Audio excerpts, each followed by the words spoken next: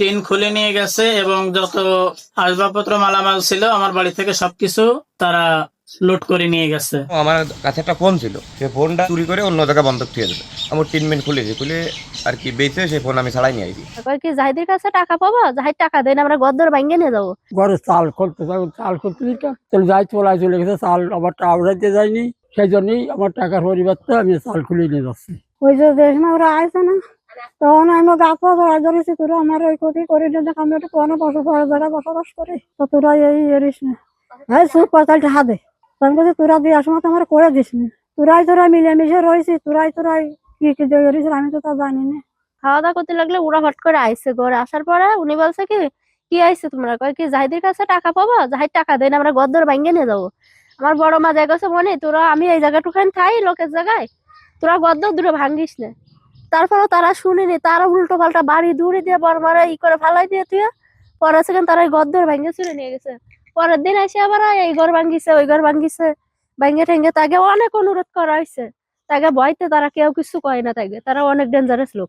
আগামীর অগ্রগতির ভিত্তি আনোয়ার ইস্পাত, স্ট্রংগেস্ট স্টিল সিন্স 1978। পালি সেই মানুষ সব আইছে, আসলে আমি কাছে কি বাইরি তোরা তো টাকা নিচ্ছিস, এসব ঘর বাড়ি ভাঙতেছি রে, ভাঙ্গিস না, সে আস্তে আস্তে দেবে না, সে ফলা নিয়ে গেছে, এখানে কি আর ক, তারা তা মানেনি, বাদি খায়নি, বাদি না খাইয়ে এই তার পরের দিন আইসে ঘর বাড়ি উলট পালাট করেছে, আগের দিন আইসে সব নিয়ে চলে গেছে, বাক্স বুকসি কি কি ছিল সব নিয়ে গেছে ব্যান ধরে, তার পরের দিন এসে ঘর বাড়ি ভাঙেছে। পরদিন আসে দেখে এই ঘরে চাল করতে দিতাম, চলে যাই চলে চলে গেছে, চাল আবার আওড়াইতে যায়নি, ওর নাম করতে পারবো না, আমি নাম জানি না, সেই জন্যই আমার টাকার পরিবর্তে আমি চাল খুলে নিয়ে যাচ্ছি, যা আছে মাল দিন সব নিয়ে যাচ্ছি। 15ই এপ্রিল কিছু সন্ত্রাসী বাহিনী আমার বাড়ি ঢুকে আমার বাড়ি থেকে সবকিছু, পাকের ঘর, গোয়াল ঘর,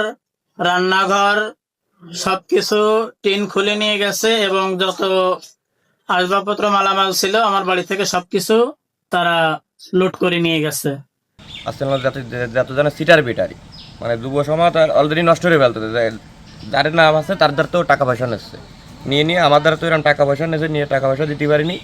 টাকা পয়সা বড় কথা না, আমার কাছে একটা ফোন ছিল, সে ফোনটা আর কি ও আমার কাছে চালানোর বাবদ নিয়ে চুরি করে অন্য জায়গায় বন্ধক দিয়ে দেবে।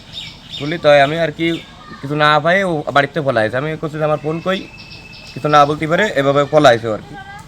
ফলালি আমি করে বলেছি যে ফোন কনে তুই তাহলে চাকু একজনের দ্বারা বন্ধক তুই, তারপরে আর কি ওই টিন ওর ও যাতে বাড়ি না আসতে পারে সেই হিসেবে আমার ট্রিটমেন্ট খুলেছি, খুলে আর কি বেঁচে সেই ফোন আমি ছাড়াই নিয়ে আইছি।